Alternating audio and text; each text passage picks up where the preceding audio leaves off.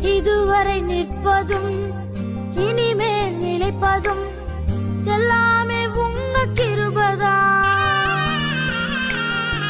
இதுவரை நிற்பதும் இனிமேல் நிலைப்பதும் எல்லாமே உங்க கிருபைதான். பெருமை பாராட்டிட ஒன்றுமில்லையே, தாங்கி நடத்துவது உங்க கிருபையே. பெருமை பாராட்டிட ஒன்றுமில்லையே, தாங்கி நடத்துவது உங்க கிருபையே.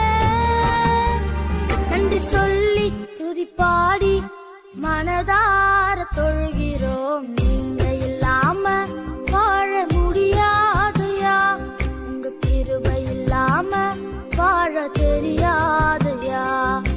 இயேசுவே என் எஜமா